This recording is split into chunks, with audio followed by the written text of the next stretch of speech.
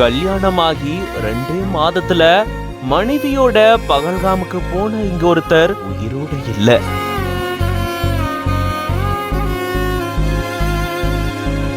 தீவிரவாதிகளால சுட்டு படுகொலை செய்யப்பட்டிருக்காரு.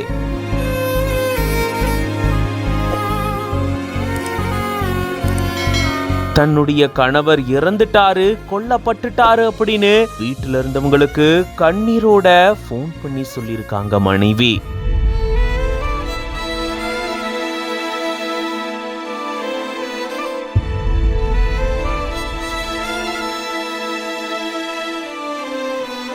காஷ்மீர்ல இருக்கக்கூடிய பகல்காம் பகுதியில டெரரிஸ்ட் மேற்கொண்ட தீவிரவாத தாக்குதல்ல சுமார் 20க்கும் மேற்பட்டோர் உயிரிழந்திருக்கிறதா சொல்லப்பட்டிருக்கு.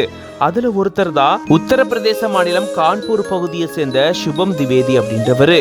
தன்னுடைய மனைவியோட இவரு வெக்கேஷனுக்காக அங்க போயிருந்திருக்காரு.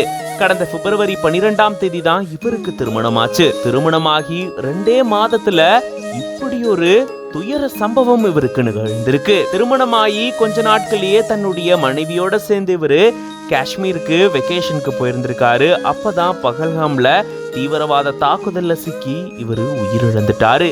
மனைவி கண் முன்னாடியே ஒரு சுட்டு கொல்லப்பட்டதா சொல்லப்படுது. தன்னுடைய வீட்டுல இருந்தவங்களுக்கு மனைவி போன் பண்ணி தன்னுடைய கணவர் சுட்டு கொலை செய்யப்பட்டார் அப்படின்னு கண்ணீரோட அவங்க தெரிவிச்சிருக்காங்க. 2-3 தினங்களுக்குள்ள எல்லா ப்ரொசீஜரும் முடிஞ்சு இவருடைய உடல் குடும்பத்தார்கிட்ட ஒப்படைக்கப்படும் சொல்லப்பட்டிருக்கு. இதே போல அங்க உயிரிழந்த ஒவ்வொரு சுற்றுலா பயணிகளுடைய கதையும் நம்மள கண்ணீரில் ஆழ்த்துது. மகாராஷ்டிரால இருக்கக்கூடிய பன்வேல் பகுதியை சேர்ந்த திலீப் தேசேல் அப்படின்றவரும் தீவிரவாத தாக்குதல்ல உயிரிழந்திருக்காரு.